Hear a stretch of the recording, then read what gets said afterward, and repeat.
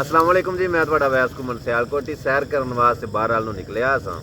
ਰਾਤ ਦਾ ਬੱਦਲ ਸ਼ੁਰੂ ਹੋਇਆ ਸੀ ਤੇ ਸਾਰਾ ਦਿਨ ਟਿਕ ਕੇ ਮੀਂਹ ਪਿਆ ਤੇ ਵੈਸੇ ਸੈਰ ਕਰਨ ਵਾਸਤੇ ਨਿਕਲਿਆ ਸਾਂ ਤੇ ਮੈਨੂੰ ਮੇਰੇ ਨਿੱਕੇ ਨਿੱਕੇ ਫੈਨ, ਮੇਰੇ ਚਾਹਣ ਵਾਲੇ, ਮੇਰੇ ਪਿਆਰ ਕਰਨ ਵਾਲੇ ਮਿਲੇ। ਉਹਨਾਂ ਆਖਿਆ ਕਿ ਅਸੀਂ ਕੋਈ ਤੁਹਾਡੇ ਨਾਲ ਵੀਡੀਓ ਬਣਾਉਣਾ ਚਾਹੁੰਦੇ ਹਾਂ ਔਰ ਉਹ ਵੀਡੀਓ ਤੁਸੀਂ ਆਪਣੇ ਪੇਜ ਤੇ ਸ਼ੇਅਰ ਕਰਨੀ ਹੈ। ਇੰਜੀ ਗੱਲ ਹੈ। ਸੋ ਮੈਂ ਇਹਨਾਂ ਨੂੰ ਕਿਹਾ ਮੈਂ ਜ਼ਰੂਰ, ਅਗਰ ਤੁਹਾਡਾ ਇਹ ਸ਼ੌਕ ਹੈ तो मैं इंशाल्लाह ये वीडियो बनाना और अपने पेज पे शेयर करना। कोई वड्डा है कोई छोटा है ਉਹਦੇ ਨਾਲ ਪਹਿਲਾਂ ਅੱਗੇ ਵਧ ਕੇ ਸਲਾਮ ਲਵੋ। ਦੂਜੇ ਨੰਬਰ ਤੇ ਕੋਈ ਵੱਡਾ ਆ ਰਿਹਾ ਤੇ ਜਿੱਥੇ ਤੁਸੀਂ ਬੈਠੇ ਹੋ ਉੱਠ ਕੇ ਤੇ ਵੱਡੇ ਬੰਦੇ ਨੂੰ ਜਗ੍ਹਾ ਦਿਓ। ਉਸ ਤੋਂ ਅਗਲਾ ਤੀਸਰਾ ਇਹ ਪੁਆਇੰਟ ਇਹ ਵੇ ਕਿ ਅਗਰ ਕੋਈ ਵੱਡਾ ਗੁਫ਼ਤਗੂ ਕਰ ਰਿਹਾ ਉਹਦੀ ਗੱਲ ਨੂੰ ਟੋਕੋ ਨਾ, ਰੋਕੋ ਨਾ, ਉਹਨੂੰ ਗੱਲ ਪੂਰੀ ਮੁਕੰਮਲ ਕਰਨ ਦਿਓ। ਬੇਸ਼ੱਕ।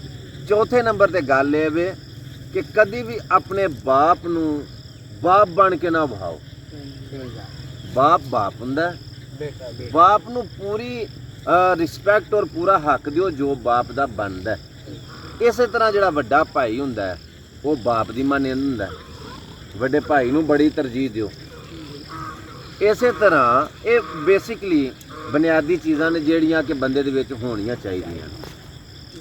किते तुसी महफल दे विच गए हो, किसी शादी ते गए हो, फंक्शन ते, प्रोग्राम ते, किसी जगह भी गए हो, खाना खान दे दौरान बड़ी तमीज़ दे नाल, बड़े एहतराम दे नाल, क्योंकि जो तुहाडे मुकद्दर दे विच ओ होर कोई बंदा खो नहीं सकदा।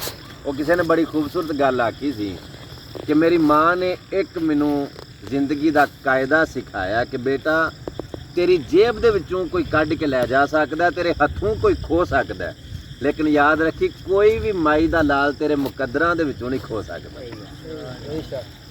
जो मुकद्दर च लिखिया है ना वो मिलना ही मिलना, हर सूरत मिलना। तुहाडा लिखिया जो तुहाडे मुकद्दर दे विच, जो तुहाडे नसीब दे विच, कोई भी बंदा तुहाडे नसीबां दे विचों नहीं कढ़ सकदा, खो सकदा। समझ आ रही गल नहीं?